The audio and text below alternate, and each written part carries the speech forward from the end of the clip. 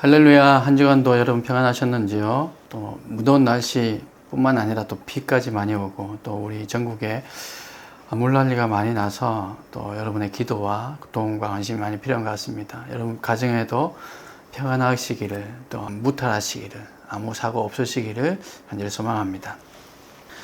오늘도 함께 하나님의 말씀 나누겠습니다. 오늘은 룻기 4장 7절에서 12절까지 말씀입니다. 룻기 4장 7절에서 12절까지 말씀을 제가 봉독해 드리겠습니다. 옛적 이스라엘 중에는 모든 것을 무르거나 교환하는 일을 확정하기 위하여 사람이 그의 신을 벗어 그의 이웃에게 주더니 이것이 이스라엘 중에 증명하는 전례가 된지라. 이에 그 기업 물을 자가 보아스에게 이르되 네가 너를 위하여 사라 하고 그의 신을 벗는지라. 보아스가 장로들과 모든 백성에게 이르되 내가 엘리멜렉과 기럨과 말론에게 있던 모든 것을 나오미의 손에서 산 이래 너희가 오늘 증인이 되었고 또 말론의 아내 모압 여인 룻을 사서 나의 아내로 맞이하고 그 죽은 자의 기업을 그의 이름으로 세워 그의 이름이 그의 형제중과 그곳 성문에서 끊어지지 아니하게 하매 너희가 오늘 증인이 되었느니라 하니 성문에 있는 모든 백성과 장로들이 이르되 우리가 증인이 되나니 여호와께서 네 집에 들어가는 여인으로 이스라엘의 집을 세운 라헬과 레아 두 사람과 같게 하시고 네가 에브라스에서 유력하고 베들레헴에서 유명하게 하시기를 원하며 여호와께서 이 젊은 여자로 말미암아 네게 상속자를 주사 네 집이 다말이 유다에게 낳아준 베레스의 집과 같게 하시기를 원하노라 하니라. 아멘. 오늘 봉독해드린 말씀으로 오늘은 슈퍼맨과 빌런이라는 제목으로 함께 말씀을 나누겠습니다.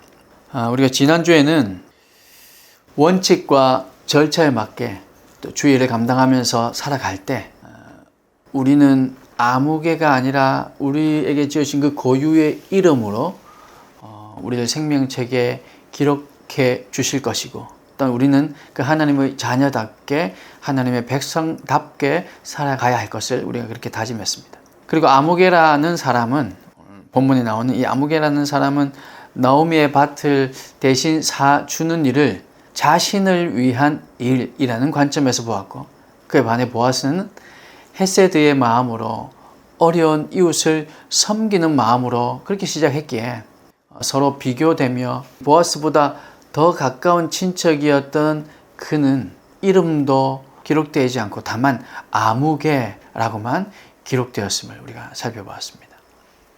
오늘은 본문은 이제 룻기의 결론에 해당하는 부분 중에서 거의 이제 마지막 부분, 다음 한 주만 이제 더 나누면 이제 룻기가 끝이 날 것 같은데요.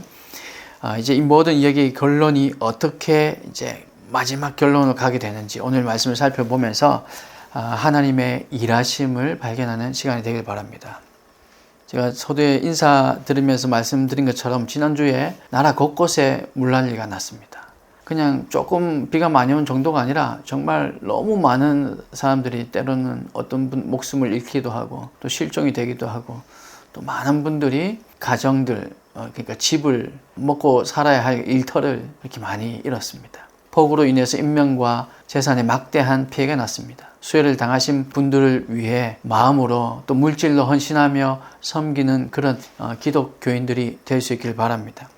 이렇게 폭우로 인한 뉴스를 접하면서 안타까운 사연들이 많이 들리는 가운데 소위 시민 영웅들, 그래서 오늘 제가 슈퍼맨이라고 표현을 해봤는데요. 슈퍼맨과 같은 그런 영웅들 소식도 많이 들려왔습니다. 한 몇 가지만 제가 말씀드리면 한 국방부 소속 공무원은 물에 빠져서 목숨이 위태로운 한 여성 운전자를 주차 금지를 위해서 세워놓는 그 판을 가지고 그것을 이렇게 튜브 삼아서 그것을 가지고 구해주는 일도 있었습니다. 그 남편조차도 함부로 들어가지 못해서 발을 동동 구르고 있는 그 상황 속에서 슈퍼맨처럼 나타나서 그 물에 빠져있는 여성 운전자를 구해내기도 했습니다. 한편은 또 반지하에서 수압 때문에 문을 열지 못하고 문을 아무리 열려고 해도 문이 열리지 않아서 그렇게 갇혀있던 꼼짝없이 죽을 수밖에 없는 그런 상황 속에 있던 주민들을 위해서 여러 명의 주민들이 힘을 모아서 망치로 그 유리를 깨고 그 창살을 뜯어내고 방범창을 뜯어내고 그렇게 하면서 또 사람들을 구해낸 서울의 신림동이라는 곳의 영웅들의 소식도 전해졌고 또 강남역 근처에 있는 또 한 곳에는 또 배수구가 막혀서 물이 빠지지 않아서 자꾸 물이 불어나고 있던 그 상황에 마치 어떤 남자가 그분을 향해서 유튜브에 보면 뭐 슈퍼맨이라 이렇게 지칭하고 있는데요. 그 한 남자가 나타나서 맨손으로 그 배수관 뚜껑을 열고는 거기에 있던 쓰레기들을 다 치워서 물이 빠져나가게 하는 그런 장면도 목격이 되었습니다.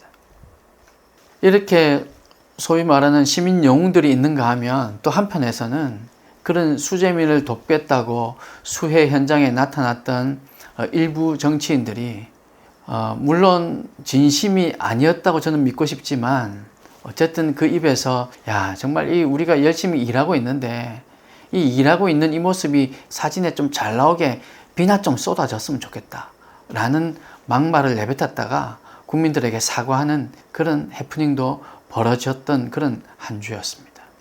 다른 사람의 아픔을 보고 함께 아파하며 그 아픔에 동참하거나 또 빨리 벗어나도록 도와주는 사람이 있는가 하면 그 아픔을 이용해서 자신의 이익을 챙기려는 그런 사람들도 있는 것이 오늘날 우리가 살아가는 세상입니다. 그런데 이런 세상은요, 우리가 살아가는 이 세상 문명이 조금 발달했다라는 차이가 있을 뿐이지 요즘만 그런 게 아니라 수천 년 전 이스라엘에서도 마찬가지였습니다. 마침 오늘 본문이 바로 그런 현장 가운데 하나인 것 같아서 함께 생각해 보려고 합니다. 먼저 우리 7절 말씀을 보니까 이스라엘에 전해 내려오는 전례를 한 가지 말해줍니다. 7절 말씀 한번 보세요. 옛적 이스라엘 중에는 모든 것을 무르거나 교환하는 일을 확정하기 위하여 사람이 그의 신을 벗어 그의 이웃에게 주더니 이것이 이스라엘 중에 증명하는 전례가 된지라. 신을 벗어주는 의미를 간단하게 설명해 줍니다. 왜 지금 신을 벗어주는가? 신을 벗어준다는 것은 어떤 의미인가?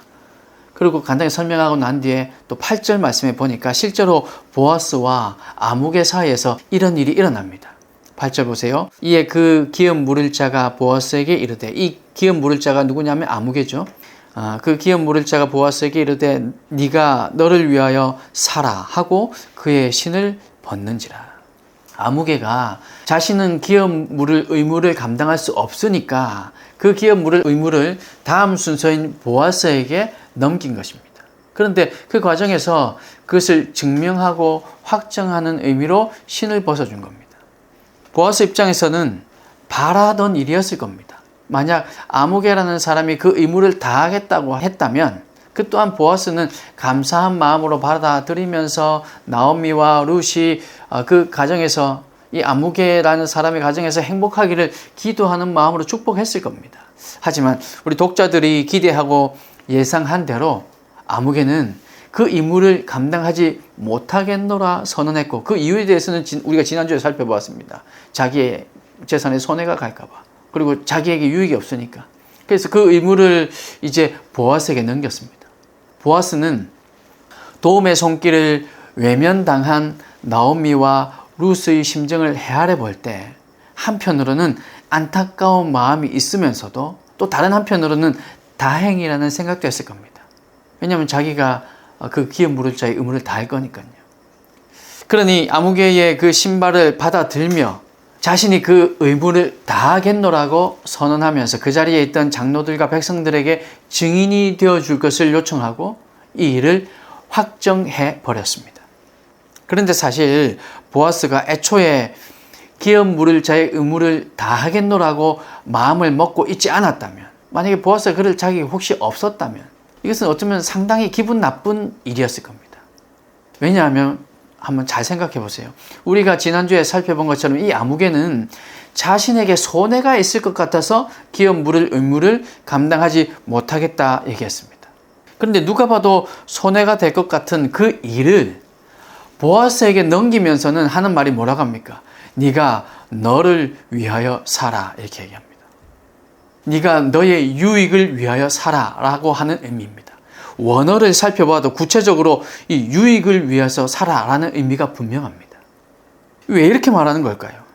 자신에게는 손해가 되는 일이지만 보아스에게는 유익이 될 일이라고 생각했던 걸까요? 그래서 보아스를 위하는 마음에 자기가 양보한 것일까요? 여러분 짐작하는 것처럼 그럴 일 만무합니다.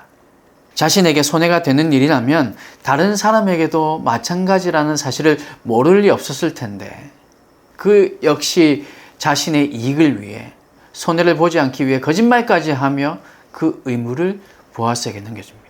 그 연약한 사람 나오미와 룻을 두고 어떤 사람은 그 나오미와 룻의 삶을 위해서 평안을 위해서 그렇게 손해를 감수하면서까지 노력하는 사람이 있는가 하면 어떤 사람은 그 어려운 사람을 놓고도 나에게 이익이 있을까?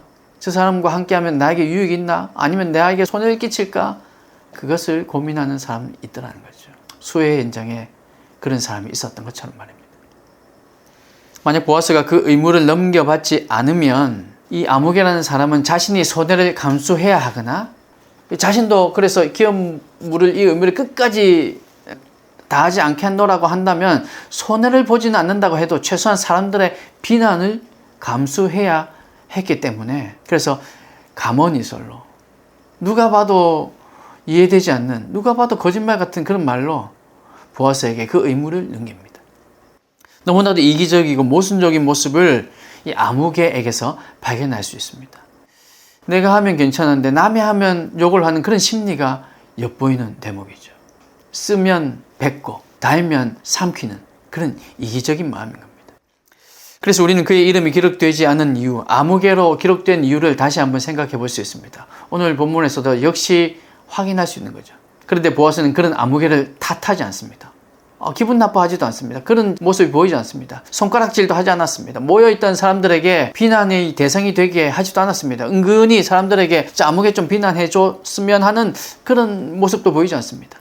왜냐하면요, 그렇게 하면 자신은 의로운 사람으로 드러나게 될 수 있을지 몰라도 그렇게 하면 할수록 나오미와 이 룻은 더 비참해질 게 뻔했기 때문입니다. 자기가 그러면 그럴수록 아무개가 손가락질 받게 하면 할수록 나오미와 룻의 입장에서는 얼마나 자신들의 모습이 비참해지겠습니까? 다른 사람의 마음을 살피고 챙기는 그런 마음을 가진 사람만이 할 수 있는, 헤아릴 수 있는 그런 행동이라고 생각이 됩니다. 자신을 돋보이게 만들고 싶은 마음은 본문 어디에서도 지금 발견되지 않습니다. 어떻게든 나오미와 룻이 상처받지 않고 떳떳하게 당당하게 이 땅에서도 살아갈 수 있도록 그렇게 배려하고 있는 모습이죠. 그리고 룻을 향한 사랑의 마음이라고도 할 수 있을 겁니다. 사랑하는 여러분, 이런 보아스의 마음이 우리를 사랑하신 예수 그리스도의 마음이 아닐까요? 나오미와 룻이 마음으로 참 비참해질 것 같은 그런 것까지도 헤아리고 살피는 그 마음이 우리를 향한 예수님의 마음이 아닐까요?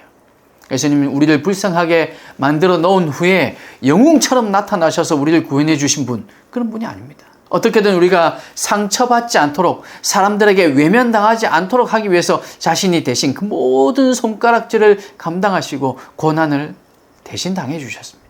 우리의 자존감이 낮아지지 않게 하기 위해서 그 자존감 내가 지키겠노라, 내가 지켜주겠노라 하시면서 십자가에서 대신 죽어주셨습니다.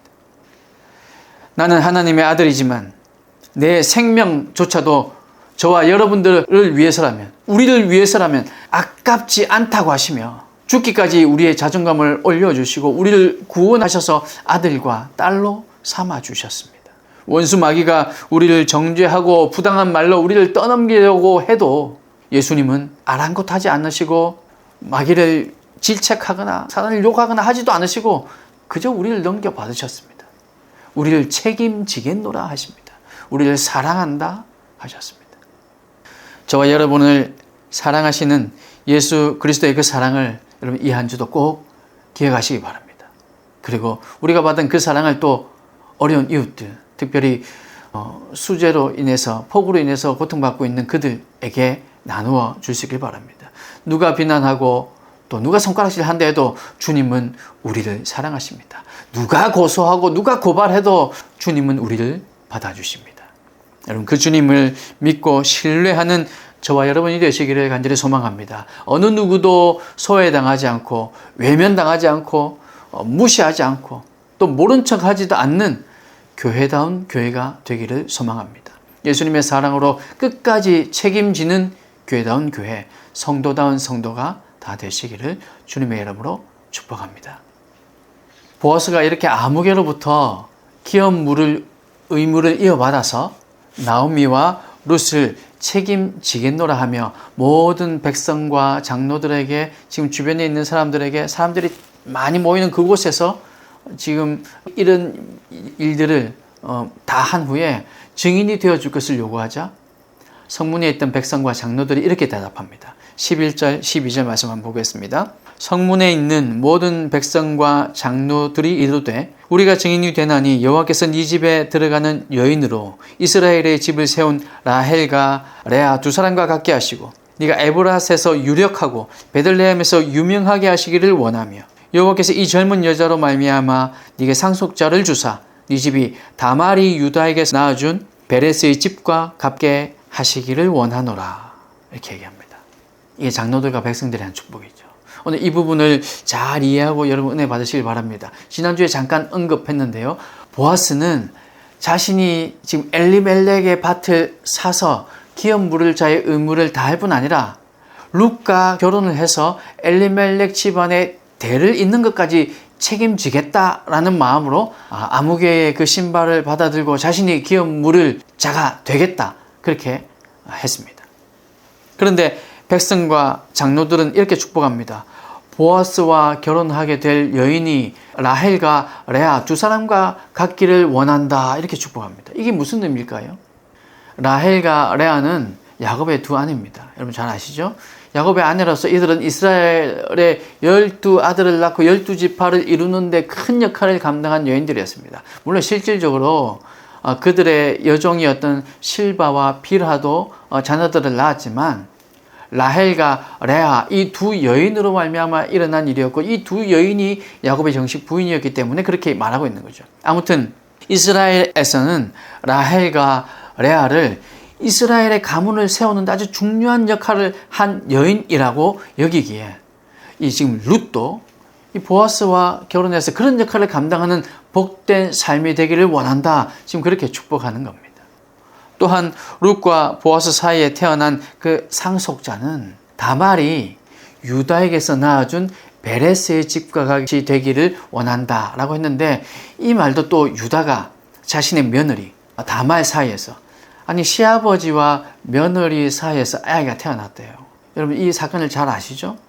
시아버지와 며느리 사이에서 이 정상적이지 않은 관계 속에서 태어난 아들이었지만 유다 가문의 번성을 이루었던 그런 베레스의 가문처럼 보아스와 룻 사이에 태어날 이 아이도 역시 가문의 번성을 이루는 복된 아이가 될 것을 그렇게 축복한 겁니다. 물론 유다 지파라는 것을 염두에 두고 그랬는지 그건 정확하게 알 수 없지만 공교롭게도 유다를 얘기하고 있습니다.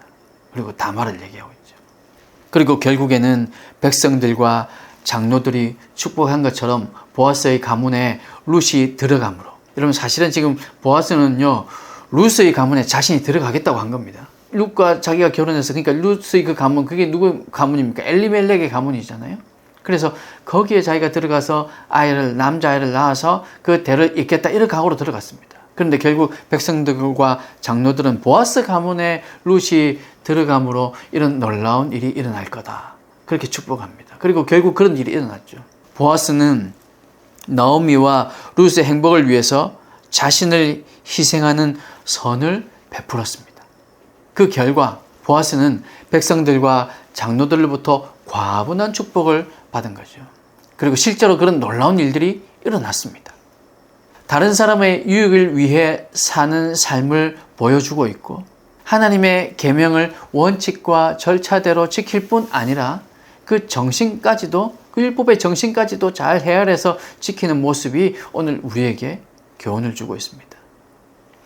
사랑하는 여러분, 우리는 대부분 인과응보를 좋아합니다. 물론 그것이 나에게 적용될 때는 힘들 수 있겠지만 많은 경우에 이 사회의 정의를 외치며 인과응보라는 걸 좋아합니다.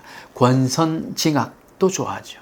선을 베풀었는데 고난을 돌려받는 경우를 본다면 참 많이 마음 아파합니다.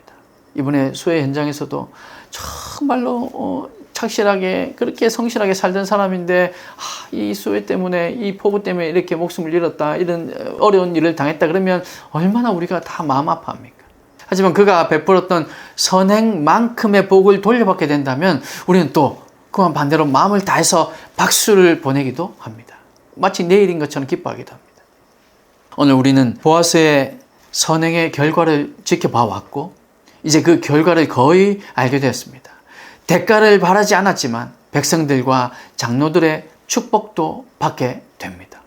보아스 자신을 향해서도 이 장로들과 백성들이 뭐라고 축복하냐면 에브라스에서 유력한 사람이 되기를 원하고 베들레헴에서 유명해졌으면 좋겠다. 네가 한번 크게 일어났으면 좋겠다. 물질의 축복도 받았으면 좋겠다. 그렇게 백성들과 장로들이 축복하고 있는 겁니다. 세상은 크고 넓어서 이렇게 순탄한 결과가 나타나지 않는 때도 물론 종종 있습니다. 이유 모를 고난을 당하기도 하고 또 정말 그러고 싶지 않지만 배신을 당하기도 합니다. 그러나 많은 경우는 자기가 뿌린 대로 거두는 것, 이것이 우리가 살아가는 세상의 이치입니다. 오늘 본문처럼 말이죠. 자신의 이익을 위해서 남을 속여가며 자신의 의무를 떠넘겼더니 성경에는 그다지 의롭지 못한 사람으로 기록되면서 이름도 역시 아무개 정도로만 기록되는 사람이 있는가 하면 자신의 이익을 생각하지 않고 손해를 감수하면서까지 다른 사람을 유익하게 하려고 했던 이 보아스는 사람들의 인정을 받을 뿐만 아니라 하나님께서도 그를 다윗의 족보에 올려주시는 은혜를 경험하게 되는 겁니다. 물론 살아생전에는 잘 몰랐겠죠. 천국에서 그 사실을 알게 되었을 겁니다. 모든 것이 합력하여 선을 이룬다고 하신 로마서 8장 28절 말씀처럼 불행이 예상된 일이었지만 하나님께서 간섭하시니 선한 일로 바뀌었습니다. 죽음을 불사하고 시어머니를 섬기겠다고 따라 나섰더니 하나님의 은혜로 다윗의 증조모가 되는 그런 복된 삶으로 변화되었고 불쌍한 여인 룻을 위해서 손해를 감수하고 그렇게 헤세드의 은혜 그 선을 베풀었더니 그 큰 복이 그의 삶에 오히려 나타나게 된 것입니다. 사랑하는 여러분, 끝까지 사랑하시기 바랍니다. 여러분 끝까지 선을 행하시길 바랍니다. 지금 당장 내 눈앞에 그 보상이 그 복이 돌아오지 않는다 할지라도 여러분 끝까지 원칙과 절차를 지키시길 바랍니다. 끝까지 하나님을 바라보시기 바랍니다. 보아스도 죽을 때까지 몰랐을 겁니다. 그런데 그가 죽고 난 이후에 그의 아들 또 그의 아들에게로 내려가 보니까 거기서 다윗이 태어나고 또 그 후손을 통해서 예수님이 태어나는 그런 은혜를 경험하게 되는 거잖아요. 끝까지 사랑하고 끝까지 하나님을 바라보시기 바랍니다. 그러면 하나님께서 간섭하시고 하나님께서 섭리하셔서 크고 놀라운 일, 비밀한 일을 우리 삶에 이루어 주시는 줄 여러분 믿으시길 바랍니다. 이번 한 주간도 이렇게 타인을 위해 섬기는 삶, 여러분 지금 우리 주변에 수혜 때문에 어려움을 겪는 이웃들이 많이 있습니다. 또 마음이 아파서 어디 누군가에게 터놓지 못하는 그런 삶을 살고 있는 이들도 있습니다. 코로나 때문에 정말로 직장을 잃고 생계가 어려워진 이들도 있습니다. 여러분 이런 타인을 위해 섬기는 삶을 여러분 이번 한 주간 살아가 보십시오. 그렇게 살아갈 때 하나님의 섭리를 경험하고 여러분 은혜를 경험하는 한 주, 이번 주 경험하지 못할지라도 끝까지 주님을 붙들 때 우리 삶의 그 끝에서 우리가 천국 가서 바라볼 때 또 하나님께서 우리를 통해서 우리의 이 선한 행실을 통해서 놀라운 하나님의 일들이 이어져 가는 것, 그래서 우리는 목도하게 될 것입니다. 한 주간 그렇게 이웃을 섬기며 승리하는 삶 살아내셔서 하나님께 영광 돌리는 여러분이 다 되시기를 주님의 이름으로 축복합니다. 함께 기도하겠습니다.